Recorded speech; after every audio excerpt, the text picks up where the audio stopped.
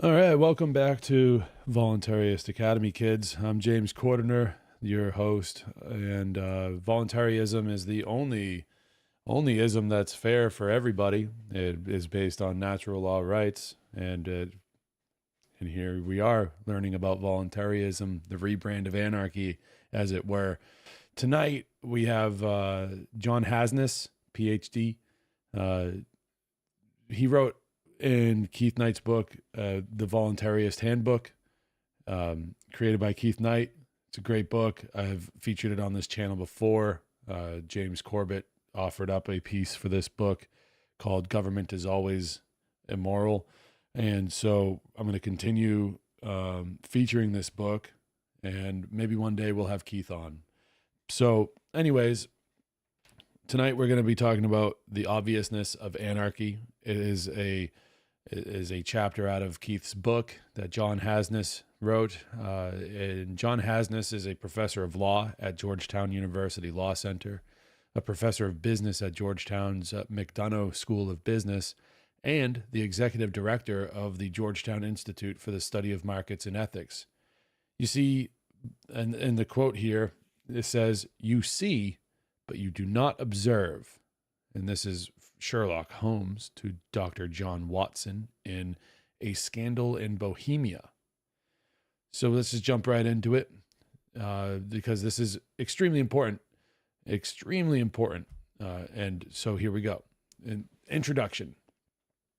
Oh, by the way, before I really do get started, do all the subscribe, all that stuff. I'm trying to build the channel up, and your help is required. So I really appreciate it. Jump in the chat and, get the chat going. I'm not going to respond to them while I'm reading, but at the end, I will respond to your chats, your hellos, your comments, whatever you guys decide to put in there, and share this around, because this is really cool. So thank you very much. The future of the channel is so exciting, and I want you guys to be able to be here for it. So with that being said, let's just get back to this, and I'll talk to you guys on the other side. Introduction. In this chapter, I have been asked to present an argument for anarchy. This is an absurdly easy thing to do. In fact, it is a task that can be discharged in 2 words: look around. However, because most of us, like Dr. Watson, see without observing the significance of what we see, some commentary is required. Anarchy refers to a society without a central political authority, but it is also used to refer to disorder or chaos. This constitutes a textbook example of Orwellian newspeak, in which assigning the same name to 2 different concepts effectively narrows the range of thought. For if lack of government is identified with the lack of order, no one will ask whether lack of government actually results in a lack of order. And this uninquisitive mental attitude is absolutely essential to the case for the state. For if people were ever to seriously question whether government is really productive of order, popular support for government would almost instantly collapse.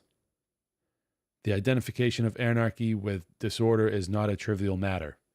The power of our conceptions to blind us to the facts of the world around us cannot be gainsaid.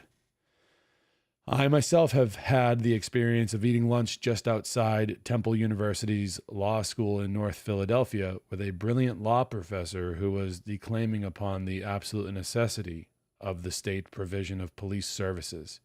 He did this just as one of the Temple's uniformed private armed guards passed by escorting a female student to the metro stop in this crime-ridden neighborhood that is vastly underserved by the Philadelphia police force. A wise man once told me that the best way to prove that something is possible is to show that it exists. This is the strategy I shall adopt in this chapter. I intend to show that a stable, successful society without government can exist by showing that it has, and to a large extent, still does. Defining terms and limitations. I am presenting an argument for anarchy in the true sense of the term. That is, a society without government, not a society without governance. There is no such thing as a society without governance. A society with no mechanism for bringing order to human existence is oxymoronic. It is not, quote unquote, society at all. One way to bring order to society is to invest some people with the exclusive power to create and coercively enforce rules which all members of society must follow. That is, to create a government. Another way to bring order to society is to allow people to follow rules that spontaneously evolve through human interaction with no guiding intelligence and may be enforced by diverse agencies. This chapter presents an argument for the latter approach. That is, for a spontaneously ordered rather than a centrally planned society. In arguing for anarchy, I am arguing that a society without a central political authority is not only possible, but desirable. That is all I am doing, however. I am not arguing for a society without coercion. I am not arguing for a society that abides by the libertarian non-aggression principle or any other principle of justice. I am not arguing for the morally ideal organization of society. I am not arguing for utopia. What constitutes ideal justice in the perfectly just society is a fascinating philosophical question, but it is one that is irrelevant to the current pursuit. I am arguing only that human beings can live together successfully and prosper in the absence of a centralized coercive authority. To make the case for anarchy, that is all that is required. An additional limitation on my argument is that I do not address the question of national defense. There are two reasons for this. One is the logical one that a society without government is a society without nations. In this context, quote unquote, national defense is a meaningless concept. If you wish, you may see this as an assertion that an argument for anarchy is necessarily an argument for global anarchy. I prefer to see it merely as the recognition that human beings, not nations, need defense. The more significant reason, however, is that I regard the problem of national defense as trivial for reasons I will expand upon subsequently. The question: whether government is necessary is not an abstract metaphysical question. It is an entirely practical question concerning the delivery of goods and services. The defenders of government argue that certain goods or services that are essential to human life and society can be supplied only by a government. Anarchists deny this. The question then is whether there are any essential goods or services that can be supplied only through the conscious actions of human beings invested with the power to enforce rules on all members of society. Note that the question is not whether the quote-unquote market can supply all necessary goods and services, at least not the market as it is usually defined by economists. Some anarchists argue that the free market can supply all necessary goods and services, but the case for anarchy does not require that one asserts this claim, and I do not. Anarchy requires, and I argue, only that no essential good or service must be supplied through the conscious actions of the agents of a coercively maintained monopoly. Properly understood, the question is whether there are some essential goods and services that must be provided politically or whether all such goods and services can be provided by non-political means. Many political theorists argue that there is a wide array of goods and services that must be provided by the state. In the present context, however, there is no need to consider whether the government must provide postal service, elementary schooling, or universal health insurance. The debate between anarchists and the supporters of a classical liberal night watchman state concerns the core functions of the government. The question thus resolves itself into whether these core functions can be supplied through non-political means. The answer: rules of law. So these are the rules of law he goes through. First one, creation. Supporters of government claim that government is necessary to provide the fundamental rules that bring order to human life in society. Without government to create rules of law, they contend, human beings are unable to banish violence and coordinate their actions sufficiently to produce a peaceful and prosperous society, and hence are doomed to a Hobbesian existence that is, quote, solitary, poor, nasty, brutish, and short, end quote.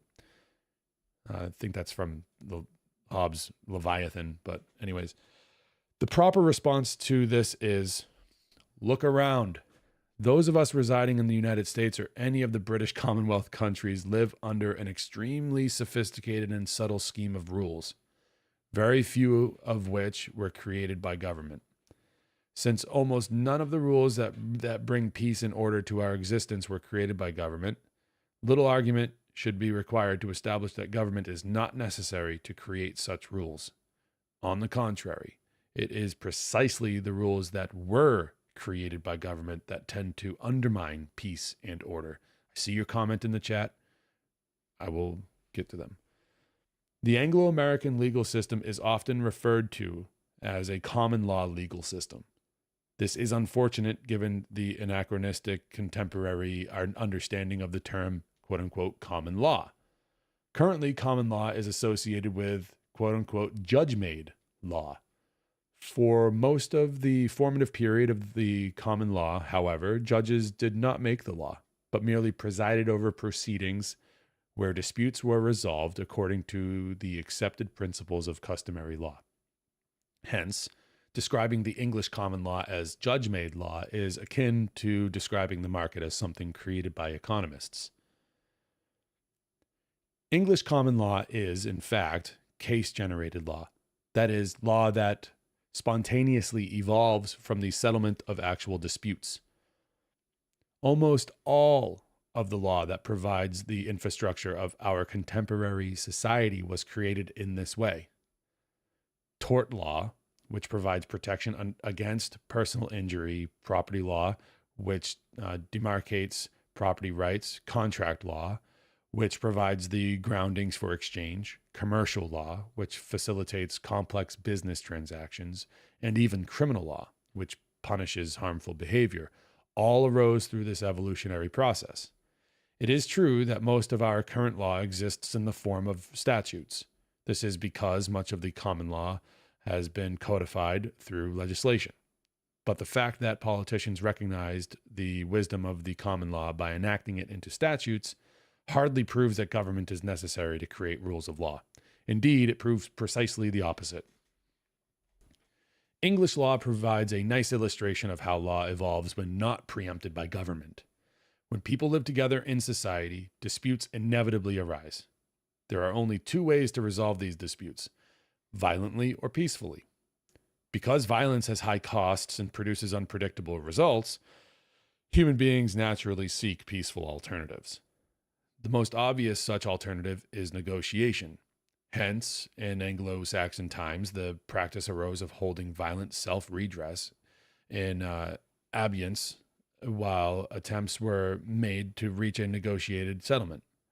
This was done by bringing the dispute before the communal public assembly, the moot, whose members, much like present-day mediators, attempted to facilitate an accommodation that the opposing parties found acceptable. When reached, such accommodations resolved the dispute in a way that preserved the peace of the community. The virtue of settling disputes in this way was that the moot had an institutional memory. When parties brought a dispute before the moot that was similar to the ones that had been resolved in the past, someone would remember the previous efforts at settlement. Accommodations that had failed in the past would not be repeated. Those that had been successful would be. Because the moot was a public forum, the repetition of successful methods of composing disputes gave rise to expectations in the community as to what the moot would recommend in the future, which in turn gave the members of the community advance notice of how they must behave. As the members of the community conformed their behavior to these expectations and took them into consideration in the process of negotiating subsequent accommodations, rules of behavior gradually evolved. This, in turn, allowed for the transformation of the dispute settlement procedure from one dominated by negotiation to one consisting primarily in the application of rules. The repetition of this process over time eventually produced an extensive body of customary law that forms the basis of English common law. It is true that, beginning in the late 12th century, the common law developed in the royal courts, but this does not imply that either the king or his judges made the law. On the contrary, for most of its history, the common law was entirely procedural in nature. Almost all of the issues of concern to the lawyers and judges of the king's courts related to matters of jurisdiction or pleading. That is, whether the matter was properly before the court, and if it was, whether the issues to be submitted to the jury were properly specified. The rules that were applied were supplied by the customary law. As Harold Berman explains, the common law of England is usually said to be itself a customary law. What is meant, no doubt, is that the royal enactments established procedures in the royal courts for the enforcement of rules and principles and standards and concepts that took their meaning from custom and usage. The rules and principles and standards and concepts to be enforced were derived from informal, unwritten, unenacted norms and patterns of behavior. To continue, thus, as late as 1765, Blackstone identified the common law with, quote, general customs, which are the universal rule of the whole kingdom and form the common law in its stricter and more useful signification, end quote. Indeed, modern commercial law is derived almost entirely from the customary law merchant that Lord Mansfield engrafted onto the common law wholesale in the 18th century. The interesting thing about the common law process is that it creates law only where it is actually needed to allow human beings to live together peacefully. Consider the torts of assault and battery. Battery forbids one from intentionally making quote-unquote harmful or offensive contact with another. This prohibits not only direct blows, but snatching a plate out of somebody's hands or blowing smoke in his or her face. Assault forbids one from intentionally causing another to fear he or she is about to be battered, but it does not prohibit attempts at battery of which the victim is unaware or threats to batter someone in the future. These torts protect individuals against not only physical harmful contact, but against all offensive physical contact, as well as the fear that such contact will be immediately forthcoming. When I teach torts, I ask the students to account for these rules. Being products of the legislative age, they inevitably launch into some theory of justice or moral desert or human rights, which invariably fails to account for the contours of the law. After all, attempting to batter someone is morally blameworthy whether or not the intended victim is aware of it, and one hardly has the right not to be offended. The students fail because they think of the law as created by conscious human agency to serve an intended end. Thus, they miss the simpler evolutionary explanation. In earlier centuries, one of the most urgent social needs was to reduce the level of violence in society. This means discouraging people from taking the kind of actions that were likely to provoke an immediate violent response. Quite naturally, then, when disputes arising out of violent clashes were settled, the resolutions tended to penalize those who had taken such actions. But what type of actions are these? Direct physical attacks on one's person are obviously included, but affronts to one's dignity or other attacks on one's honor are equally, if not more likely, to provoke violence. Hence, the law of battery evolved to forbid not merely harmful contacts, but offensive ones as well. Furthermore, an attack that failed was just as likely to provoke violence as one that succeeded, and thus gave rise to liability. But if the intended victim was not aware of the attack, it could not provoke a violent response.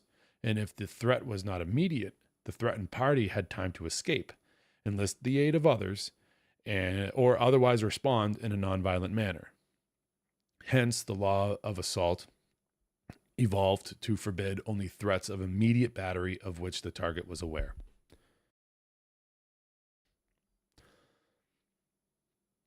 This explanation shows how the common law creates the rules necessary for a peaceful society with minimal infringement upon individual freedom.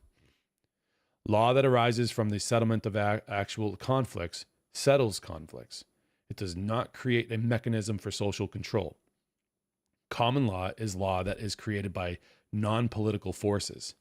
As such, it can give us rules that establish property rights, ground the power to make contracts, and create the duty to exercise reasonable care not to injure our fellows, but not those that impose a state religion, segregate races, prohibit consensual sexual activity, or force people to sell their homes to developers.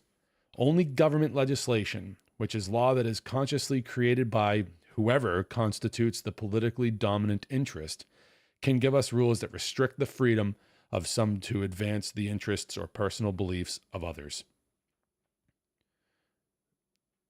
The unenacted common law provides us with rules that facilitate peace and cooperative activities. Government legislation provides us with rules that facilitate the exploitation of the politically powerless by the politically dominant. The former bring order to society. The latter tend to produce strife. Hence, not only is government not necessary to create the basic rules of social order, it is precisely the rules that the government does create that tend to undermine that order. Next is uniformity. Supporters of government claim that government is necessary to ensure that there is one law for all and that the law applies equally to all citizens. If the government does not make the law, they contend, there would be no uniform code of laws. People in different locations or with different cultural backgrounds or levels of wealth would be subject to different rules of law. The proper response to this is probably the one Woody Allen made to Diane Keaton in Annie Hall, when she complained that her apartment had bad plumbing and bugs, which was, quote, "You say that as though it is a negative thing," end quote. How persuasive is the following argument?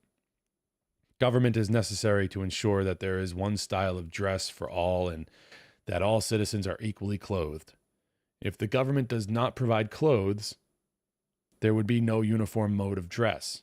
People in different locations or with different cultural backgrounds or levels of wealth would be clothed in garments of different styles and quality. Why would anyone think that uniformity in law is any more desirable than uniformity in dress?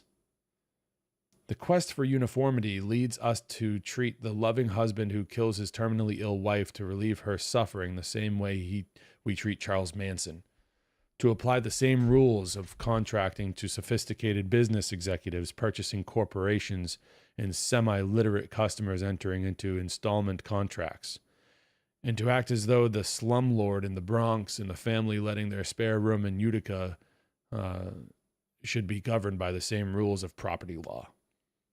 There are, of course, certain rules that must apply to all people, those that provide the basic conditions that make cooperative behavior possible. Thus, rules prohibiting murder, assault, theft, and other forms of coercion must be equally binding on all members of society. But we hardly need government to ensure that this is the case. These rules always evolve first in any community. You would not even have a community if this were not the case. The idea that we need government to ensure a uniform law is especially crazy in the United States, in which the federal structure of the state and national governments is designed to permit legal diversity. To the extent that the law of the United States can claim any superiority to that produced by other nations, it is at least partially due to the fact that it was generated by the common law process in the laboratory of the states, quote unquote, laboratory of the states. Allowing the development of different rules in different states teaches us which rules most effectively resolve disputes. To the extent that the conditions that give rise to disputes are the same across the country, the successful rules tend to be copied by other jurisdictions and spread. This creates a fairly uniform body of law. To the extent that the conditions that give rise to disputes are peculiar to a particular location or milieu, they do not spread. This creates a patchwork of rules that are useful where applied, but would be irrelevant and disruptive if applied in other settings. One of the beauties of the common law process is that it creates a body of law that is uniform where uniformity is useful and diverse where it is not. This is the optimal outcome. Government legislation, in contrast, creates a uniformity by imposing ill-fitting, one-size-fits-all rules upon a geographically and ethnically diverse population. Once again, not only is government not necessary to the creation of a well-functioning body of law, it is a significant impediment to it. Please consider this next time you find yourself wondering why all businesses must be closed on Sunday in the Orthodox Jewish sections of Brooklyn. All right, next is accessibility. Supporters of government claim that government must make the law in order for it to be accessible to the citizens that to be governed by it. The government promulgates its legislation in statute books that are available to all citizens. The unenacted rules of common law, they claim, are unintelligible to the layperson, consisting of rules abstracted from cases over long periods of time. And the common law is known only to the judges and lawyers who deal with it as part of their profession. A system of law that requires citizens to hire attorneys merely to find out what the law is obviously unacceptable. The proper response to this is, are you serious? Look around, please. Can any human being possibly be aware of the myriad arcane government regulations to which he or she is subject? Have you ever seen the Code of Federal Regulations? When was the last time you tried to prepare your your income tax return? Critics of the common law contend that lay people would need professionals to tell them what the law is. Yet, year after year, studies demonstrate that even most professional tax preparers and IRS employees cannot understand what the United States tax code requires. The common law rule that protects citizens against unintentional injury is the requirement to exercise the degree of care a reasonable person would employ to avoid causing harm to others. This is hardly inaccessible.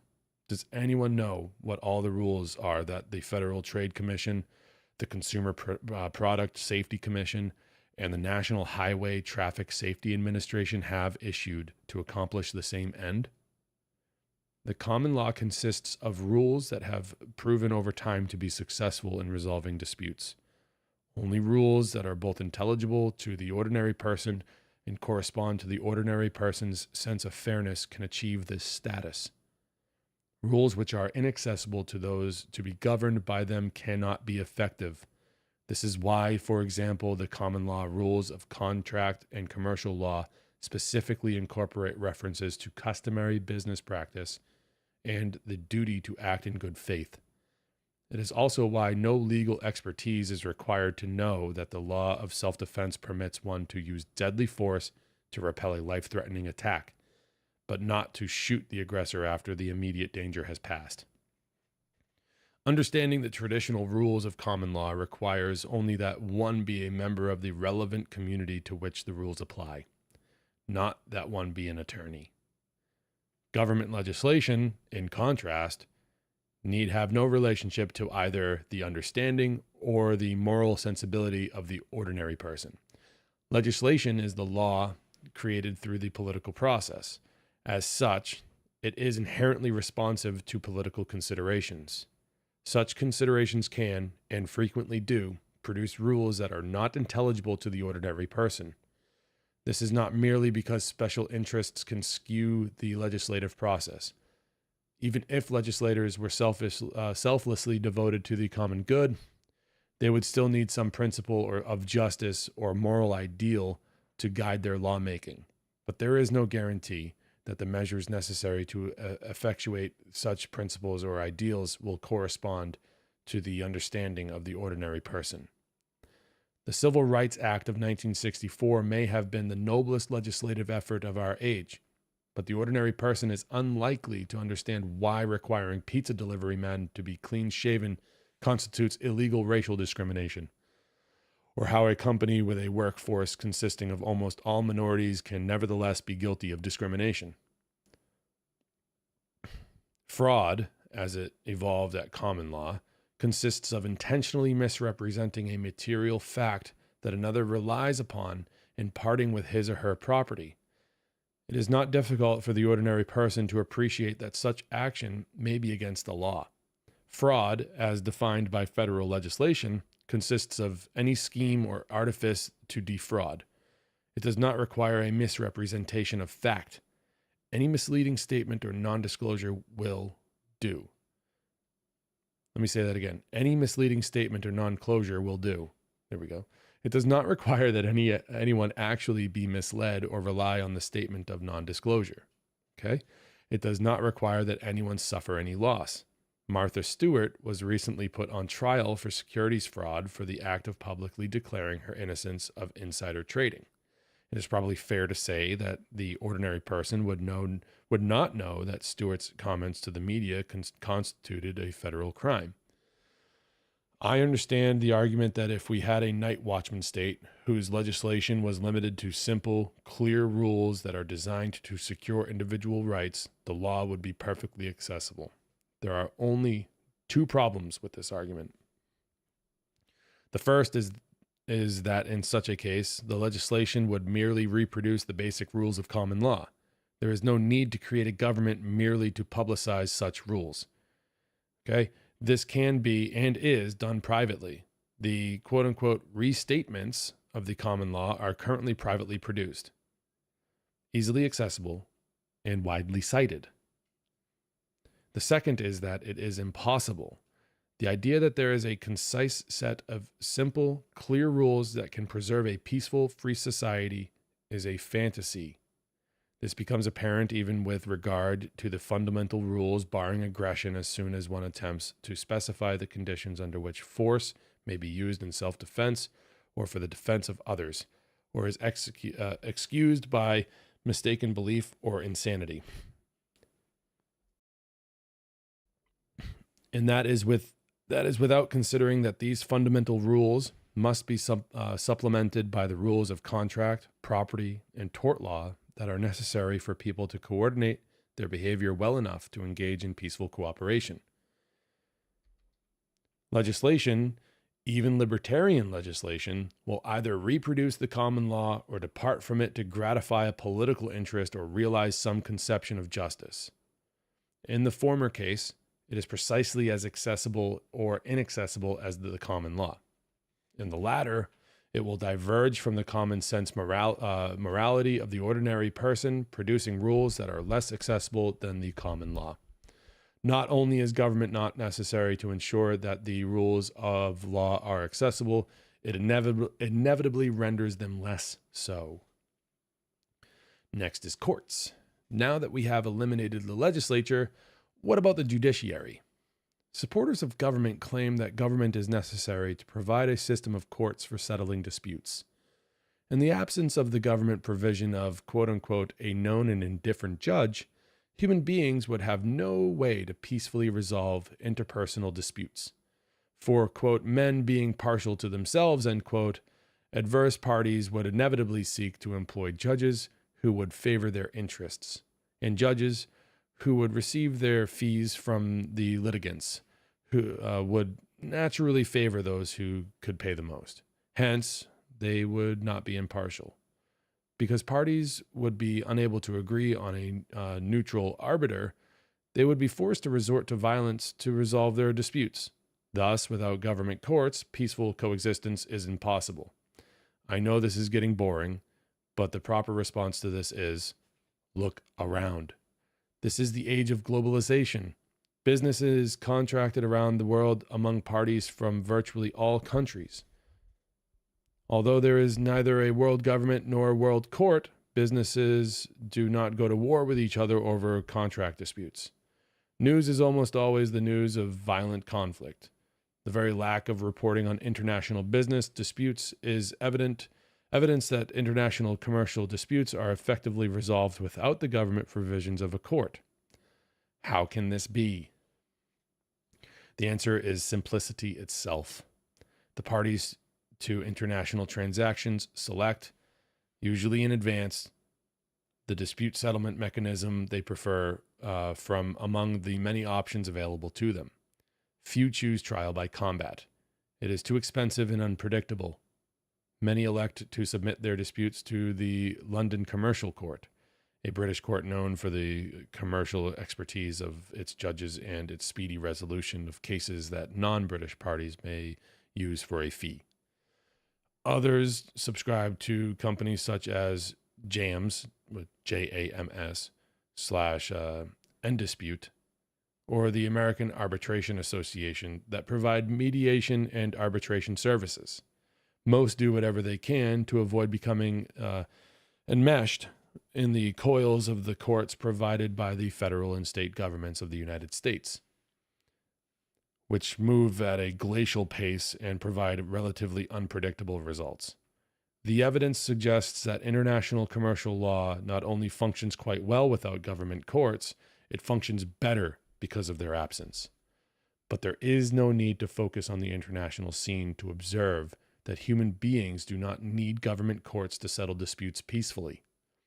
Labor contracts not only specify wage rates and working conditions, they create their own workplace judiciary, complete with due process guarantees and appellate procedures. Universities regularly provide their own judicial processes, as do homeowner associations. Stockbrokers agree to submit employment disputes to binding arbitration as a condition of employment.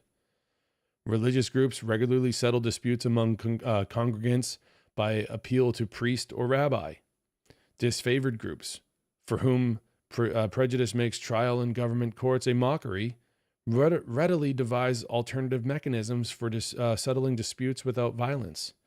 Insurance companies provide not only compensation for personal injury and property damage, but liability insurance, by which they assume the responsibility for resolving conflicts between their clients and those of other insurance companies according to antecedently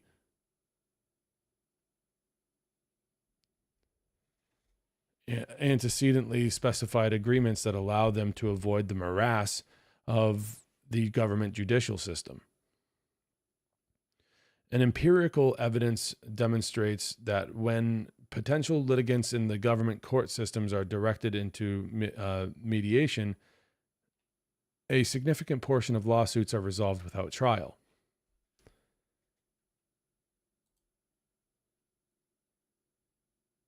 One moment.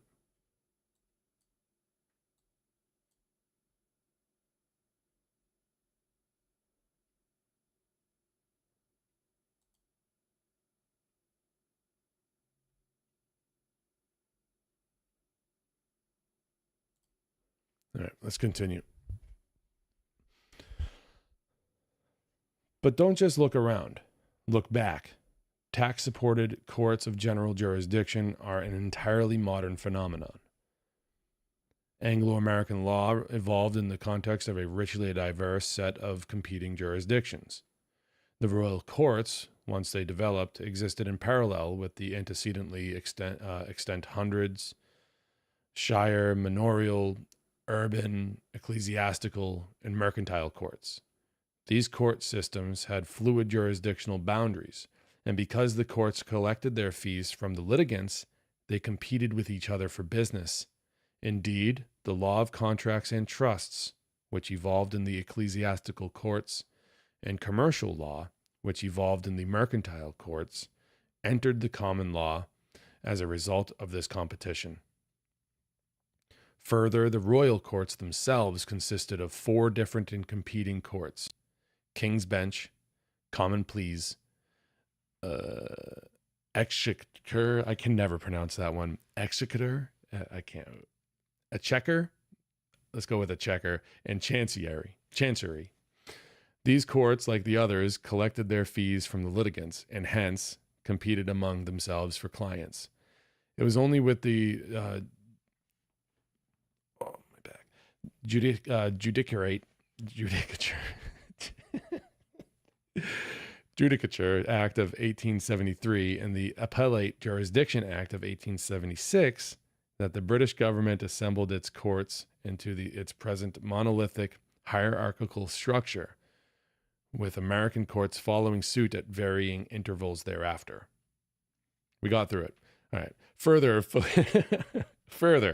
focusing on the competition among the common law courts misleadingly underestimates the diversity of the dispute settlement mechanisms that were actually employed.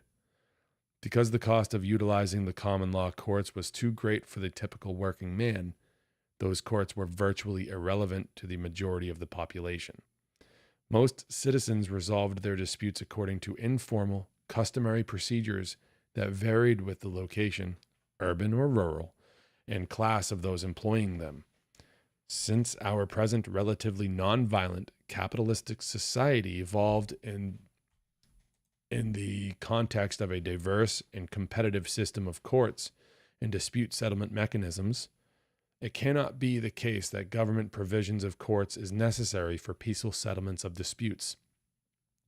In fact, a comparison of the amount of rancorous dissatisfaction produced by the contemporary government-supplied judiciary, considered the tort reform movement, with that associated with the more variegated traditional system of resolving disputes suggests that the government provision of courts reduces rather than augments social peace. Okay, next is police. Here we go. Regardless of whether a state is needed to supply law and courts, supporters of government are adamant that police must be supplied exclusively by government.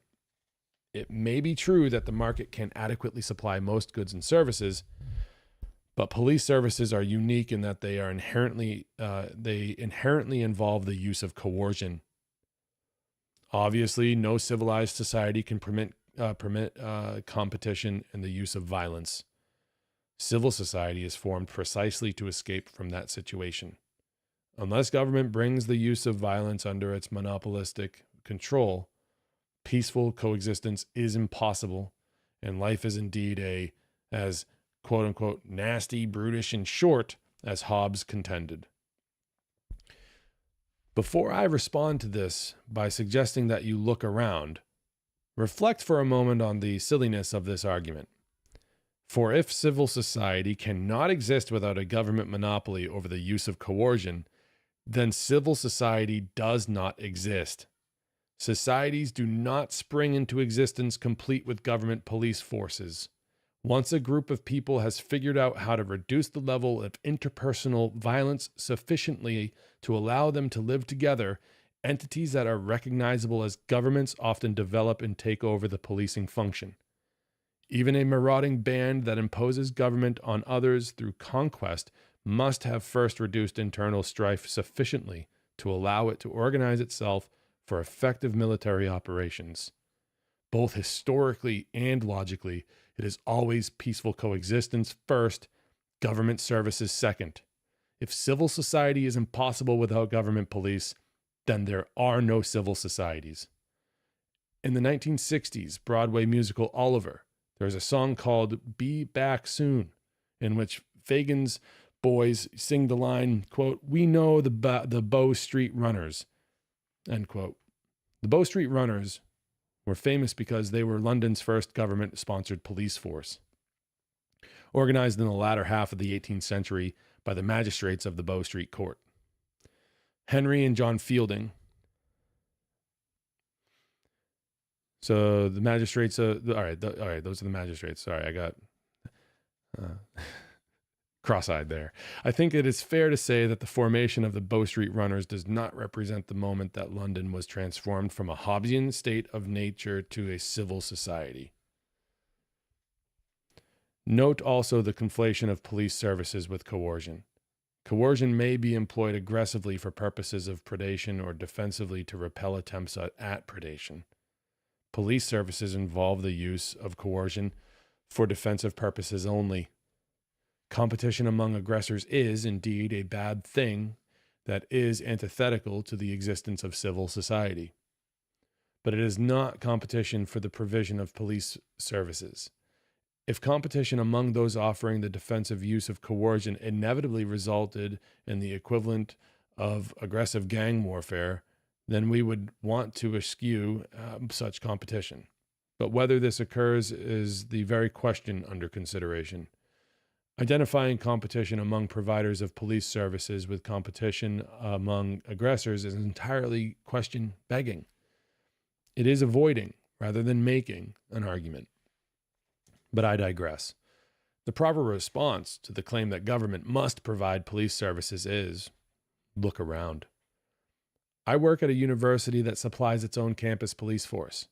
On my drive in, I pass a privately operated armored car that transports currency and other valuable items for banks and businesses. When I go downtown, I enter buildings that are serviced by private security companies that require me to sign in before entering. I shop at malls and department stores patrolled by their own private guards. While in the mall, I occasionally browse in the security zone store that sells personal and home protection equipment. I converse with attorneys and, once in a while, with a disgruntled spouse or worried parent who employ private detective agencies to perform investigations for them. I write books about how the United States federal government coerces private corporations into performing criminal investigations for it. When I was younger, I frequented nightclubs and bars that employed quote-unquote bouncers. Although it has never happened to me personally, I know people who have been contacted by private debt collection agencies or have been visited by repo men. Once in a while, I meet people who are almost as important as rock stars and travel with their own bodyguards. At the end of the day, I return home to my community that has its own neighborhood watch. I may be missing something, but I haven't noticed any of these agencies engaging in acts of violent aggression to eliminate their competitors. But that is because the government police force is in the background making sure that none of these private agencies step out of line. The supporters of government contend. Really? How does that explain London before the Bow Street Runners? The New York City police force was not created until 1845. The Boston Police Department, which describes itself as, quote, the first paid professional public safety department in the country, traces its history only back to 1838. What kept the non-political police services in line before these dates? Regardless of Hobbes and Locke's philosophical musings, for most of English history, there was little government provision of police services. It is true that as the kings of England learned how to collect revenue by declaring all violence and sinful activity a breach of the king's peace, for which they were owed payment, they began to develop an administrative machinery to facilitate the collection of fines for quote-unquote criminal activity. Thus, the local representative of the crown, the Shire Reeve, which is later known as a sheriff, became tasked with reporting and eventually apprehending offenders. But since the sheriffs were only interested in pursuing offenders with the means to pay the amercement, this never represented a significant portion of the police activity within the realm. The customary, non-political methods of policing provided security for most of the population of England until quite recently. My father's oldest brother, who was born in 1902, often told me about the Tontine insurance arrangement my grandfather participated in through his fraternal organization that provided both term life insurance and an old age annuity. Since the advent of the federal Social Security program, you don't hear much about Tontine insurance. Most residents of New York City, who assume that only the government can provide and maintain the city's subway system, are puzzled as to why part of the system is named the BMT and part of the IRT.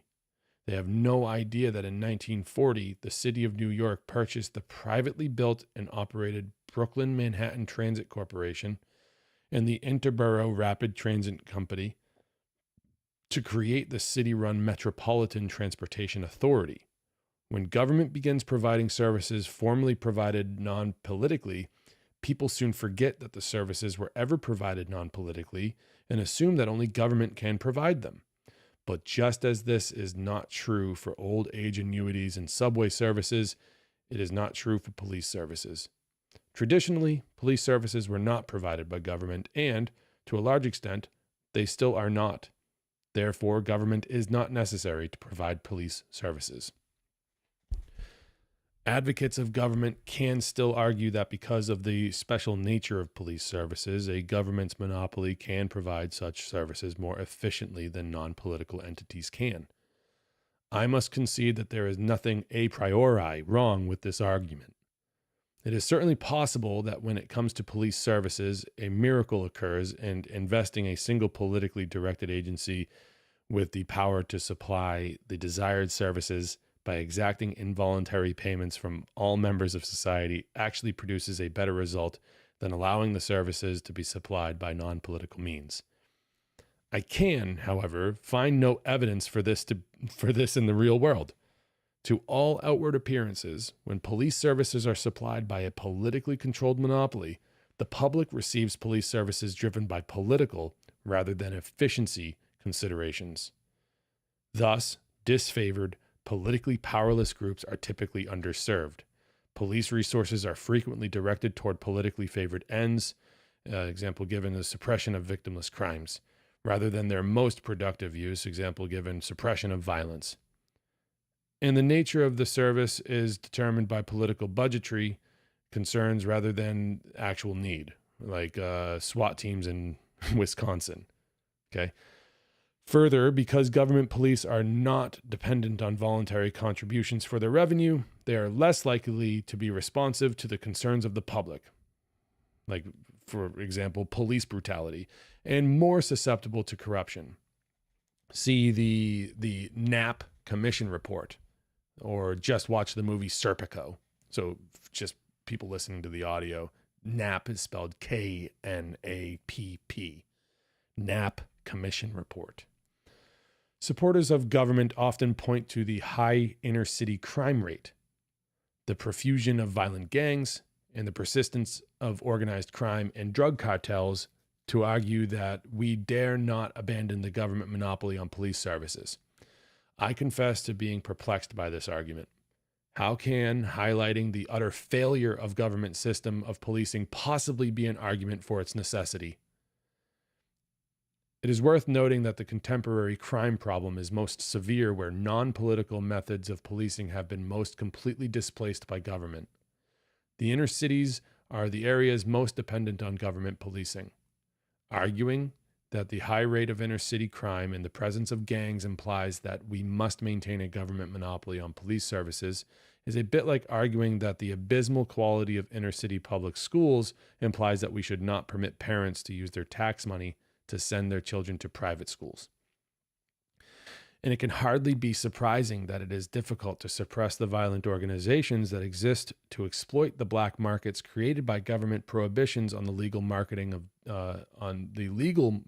of drugs, prostitution, gambling, and other quote-unquote vices. But how any of this demonstrates the necessity of government provision of police is beyond me.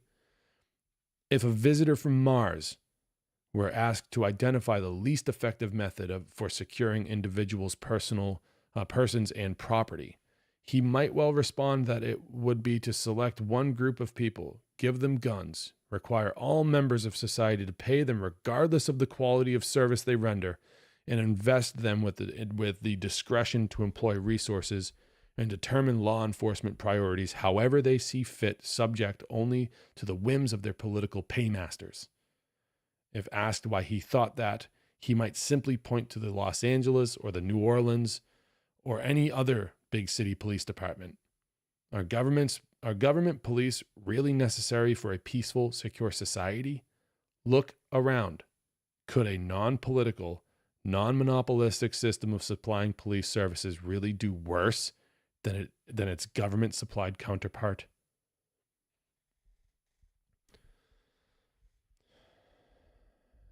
Next is internalizing externalities. Supporters of government often argue that government is essential to provide needed regulation of market activities. Individuals contracting with each other on a market often act in ways that impose harm or unconsented to costs on others. Manufacturers make and consumers purchase products whose use imposes an unacceptable risk of injury on third parties. For example, automobile companies can produce and drivers will purchase cars that can move at speeds or have handling properties that create an unreasonable risk of injury to pedestrians. Oil companies can ship oil to consumers in ways that create an unreasonable risk of spills that would pollute the land or body of water over which the oil is transported. More generally, because people do not bear the costs their activities impose on others, they will often act in ways that impose greater costs on society than are justified by the personal benefits they realize. These unconsidered costs to others are the social costs of market activity, what economists call negative externalities. Supporters of government contend that only government can regulate market activity to ensure that the private contractors consider the social costs of their transactions. Thus, even if rules of law, courts, and police services could be supplied non-politically, government would nevertheless be essential to internalize externalities. I must confess that I am at a loss as to how to respond to this argument. Look around is not enough. That this argument has any plausibility at all is a testament to how completely oblivious people can be to the world around them.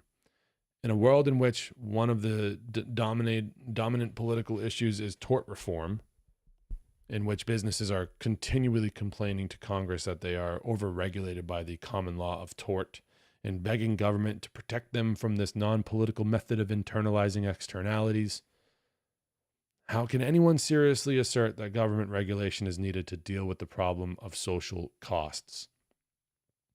It is true that economists posit a fictitious realm in which human beings engage in voluntary transactions free from all forms of regulation. But they do so because such an idealized conception of the market is useful to their exploration of the science of human interaction, in much the same way that the concept of a perfect vacuum is useful to physicists exploring the laws of nature, not because they think it corresponds to anything in reality. In the real world, human interaction is always subject to regulation by custom, by people's ethical and religious beliefs, and in our legal system by the common law. Tort law is precisely that portion of the law that evolved to protect individuals, persons, and property from the ill-considered actions of their fellows. That is, to internalize externalities. It is only by ignoring the existence of these forms of non-political regulation, that is, only by believing that the economist's model of the market is a description of reality, that one could possibly believe that government is necessary to address the problem of social costs. Of course, one should never underestimate the power of a conceptual model to blind intellectuals to what is going on in the real world. But supporters of government claim common law can never be an adequate regulatory mechanism because it is necessarily retroactive in operation. Lawsuits arise only after harm is done. Therefore, civil liability could never provide the type of proactive regulation necessary to prevent serious harm from occurring.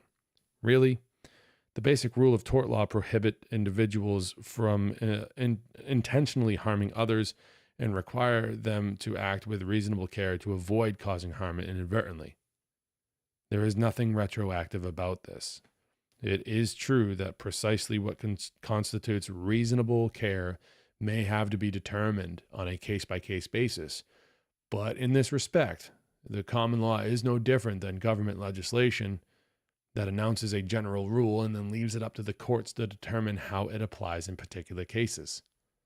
Furthermore, the common law can act prospectively in appropriate cases. The injunction, an order not to engage in a specified activity, evolved precisely to handle those cases in which one party's conduct poses a high risk of irreparable harm to others. And, by the way, government legislation is almost always retroactive as well. Limitations on human knowledge, not to mention public choice considerations, mean that legislators are rarely able to accurately anticipate future harm. Megan's Law required a public notification when a known sex offender moves into a community, It is called Megan's Law because it was enacted after Megan was killed by a repeat sex offender who lived in her community. If I remember correctly, Sarbanes-Oxley was passed after Enron collapsed. And when was the USA Patriot Act passed? Oh yeah, after 9/11. Until 1992, fast food restaurants served coffee at between 180 and 190 degrees Fahrenheit, a temperature at which the coffee can cause third-degree burns in 2 to 7 seconds if brought into contact with human skin. This posed a considerable risk of serious injury, given how often coffee served in styrofoam cups is spilled. I did not notice any proactive legislative regulation designed to internalize this externality. In 1992, Stella Liebeck won a judgment against McDonald's for injuries received when she spilled coffee on herself equal to her medical expenses, plus the amount of profit McDonald's earned in 2 days from knowingly selling coffee at a dangerously high temperature.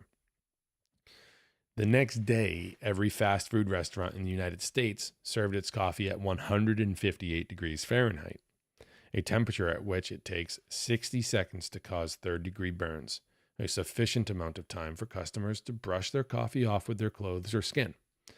There may be many things wrong with contemporary tort law, but being ineffective at internalizing externalities is most assuredly not among them.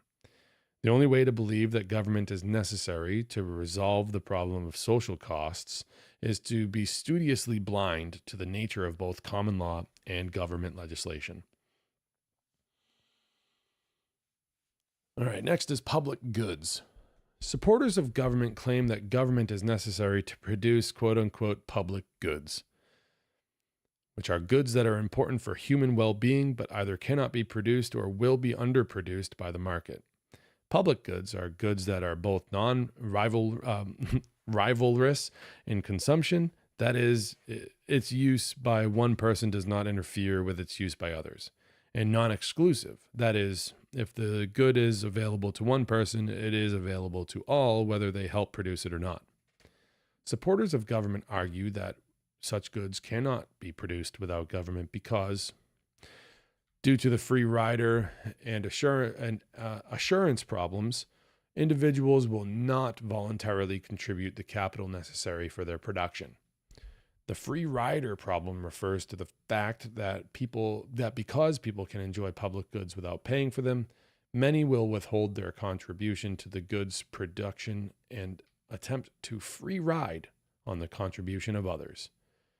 The assurance problem refers to the fact that in the absence of some assurance that others will contribute enough to produce the good, people are more likely to regard their own contribution as a waste of money and withhold it.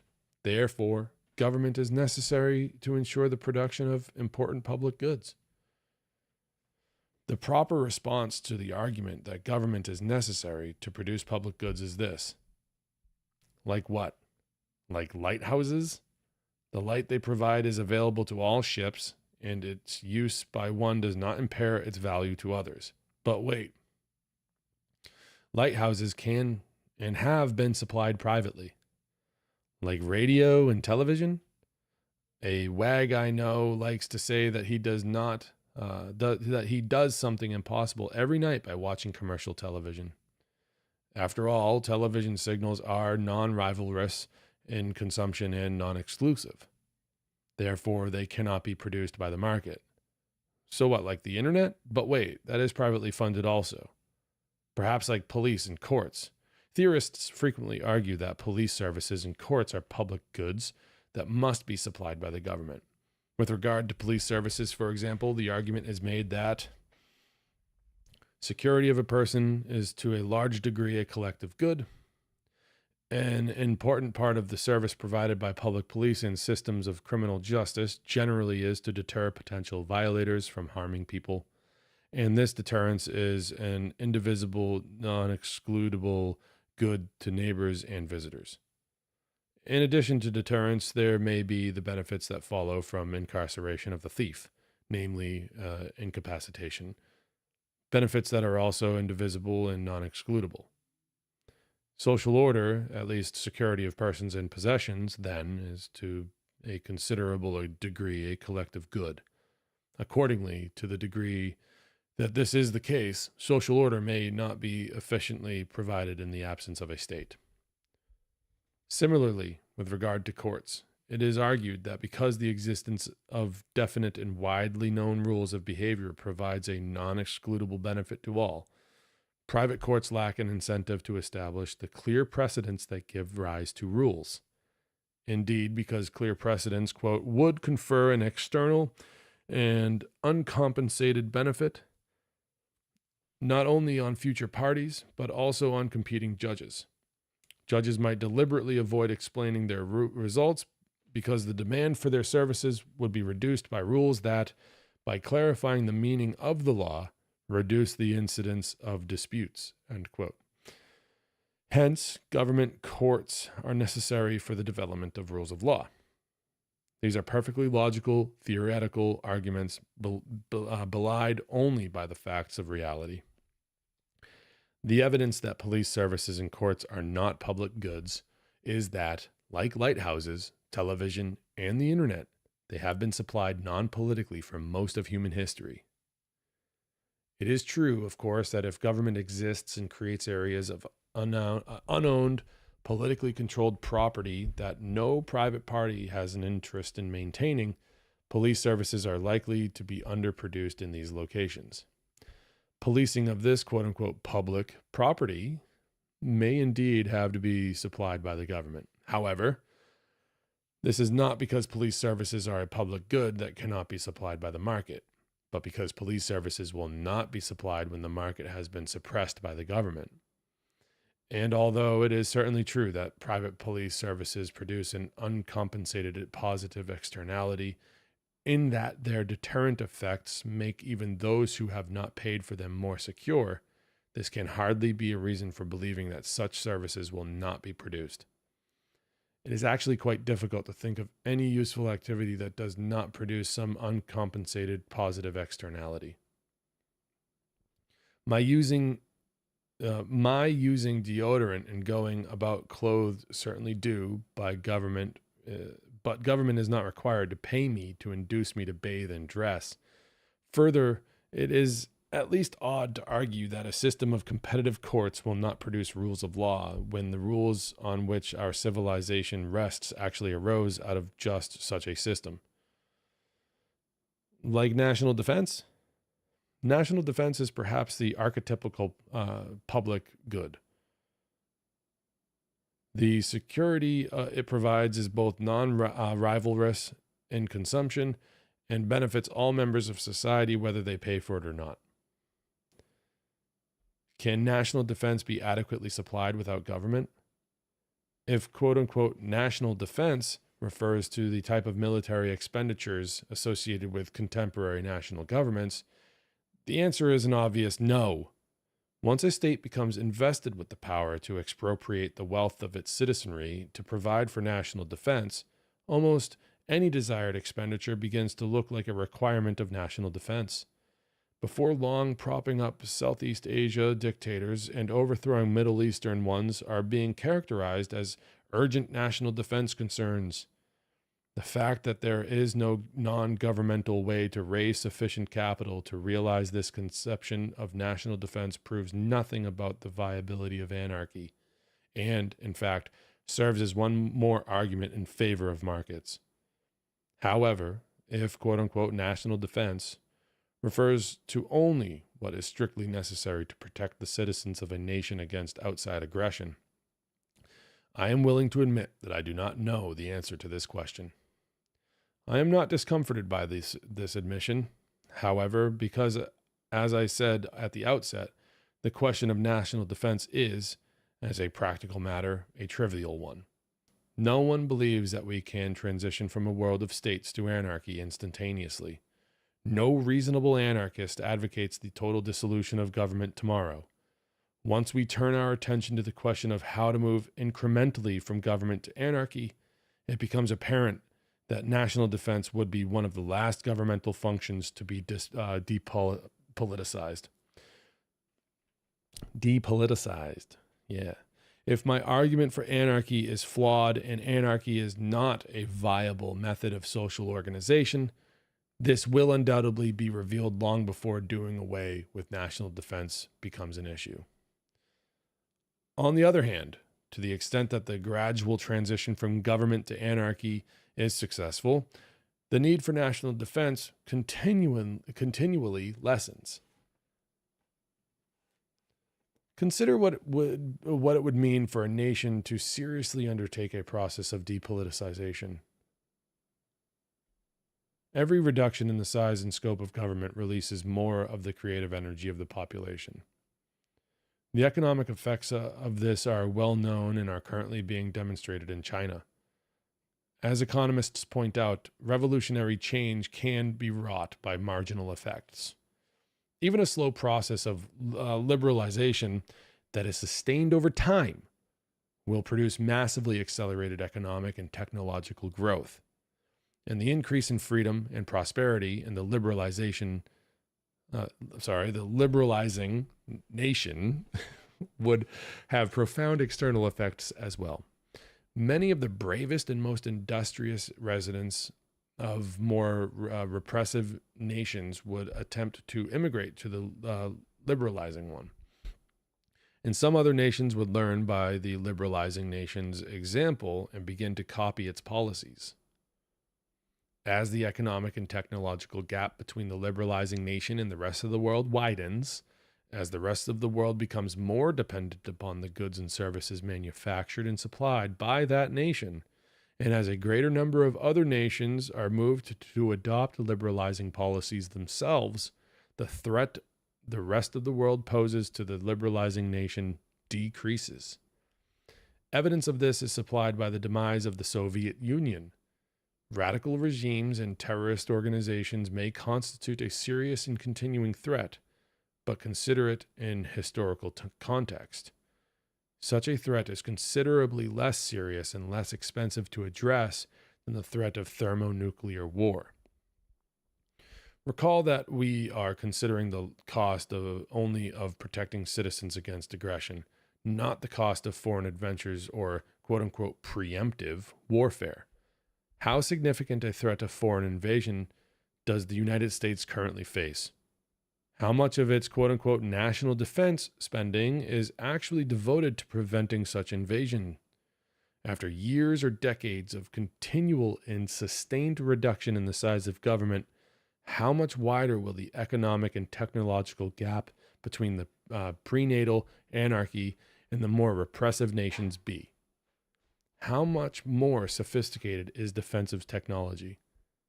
How much more dependent will the repressive nations be on its goods and services?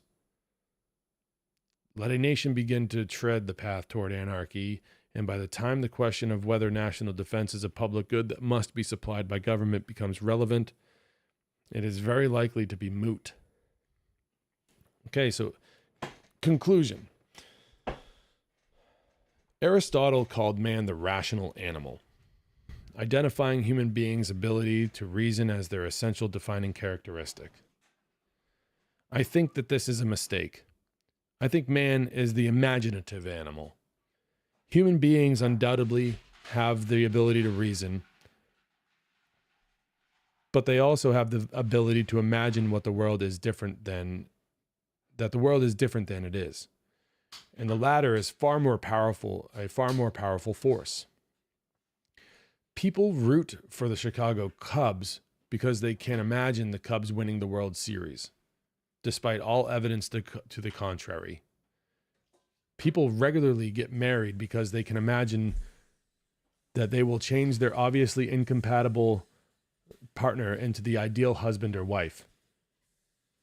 People devote their time, effort, and money to political campaigns because they can imagine that if only Bill Clinton or Bob Dole or George W. Bush or John Kerry were elected, Washington, D.C. would be transformed into Camelot.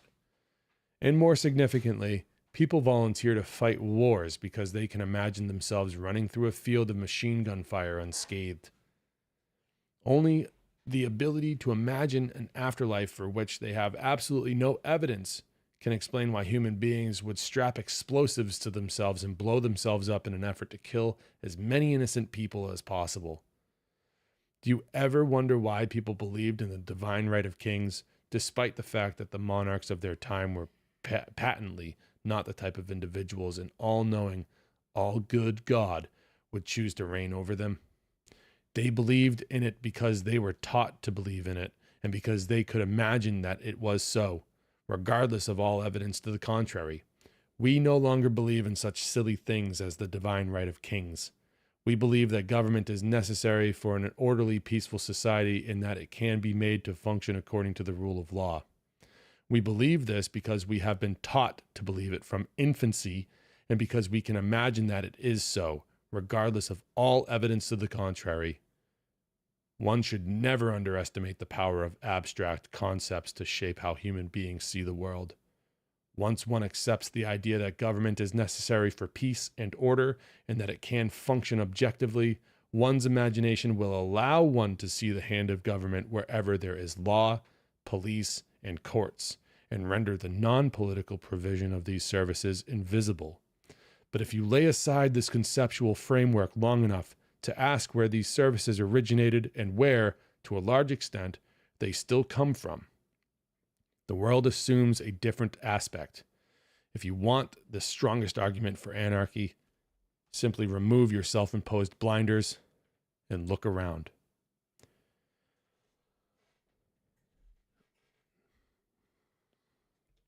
Well, I got to say big thank you to Keith for aggregating all of this information and bringing it, to text and bringing this book to the market, because it really is such a wonderful collection here. And what do we got? We got in this book approximately 300 pages.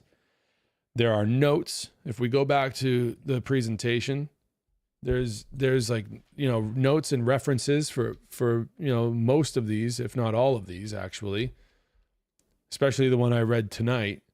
And I implore people to go and pick up a copy of this book for themselves, because, Keith's a good guy. I met him at Porkfest a couple years ago and got to shake his hand. I got to say hello to him and thank him for his work. He also runs a podcast, and so like you should go check him out on YouTube as well. Pretty sure he's on YouTube. So he's also, so if you want to get a book, if you want to get this for yourself, there's a link in the show notes right now where you can go and get that for yourself, and you can support Keith by doing so. And I think that's actually going to do it for tonight. I had fun. I'm glad that people were in the chat. A couple people were in the chat. Michael Aburas asked, could you expand on the definition of a spontaneously ordered society? Examples. Society spontaneously organized itself long before any of us were alive, much to like what was alluded in this chapter of Keith's book. Okay, what John Hasnas had to say. Okay, so Hasnas, sorry, and so the spontaneity of the organization of society happened long ago, and now we're dealing with like people wanting to control that. So we have a little bit of a problem on our hands here, and but. I appreciate mandatory myocarditis coming back. That's pretty cool. So if you guys like what you just saw and you want to see more, go to voluntaristacademy.com and check out all the replays. And if you guys wouldn't mind, if you're watching this, like and subscribe, like the video, subscribe, leave a comment, do all that stuff. It's the best way to support a growing channel such as this. You really use the support right now, really. So if you want to go a few steps further and support my work a little bit more than just a like or subscribe, you can do that at voluntaristacademy.com. and that link is in the show notes as well. And the intro music, just like the outro music, is Brendan Daniel. He's a really good musician. I suggest you guys go over to Instagram and check him out. He's on Spotify as well, so you guys can like check that out. His Instagram handle is the link to his Instagram in the show notes. And last but certainly not least, I want to remind you guys about Autonomy. Autonomy is a 12-week course that can change your life forever.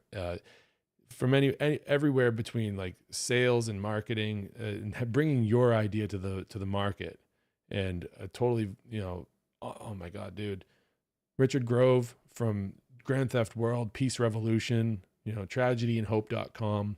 He's been going at this for a long time. He teaches this course and it is phenomenal. Are you a shy person? Do you want to break free? Do you want to break out of your shell? You want to learn you want to sharpen your edge of like public speaking abilities? Do you want to, what do you want to do with your life? This course teaches you everything that you should have been learning all along, but somehow it got left out.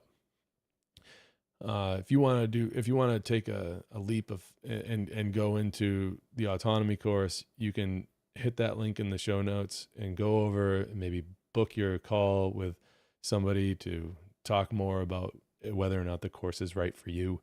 And if you end up going through with enrollment, that link that you're clicking in the show notes right now is an affiliated link, so it does help out.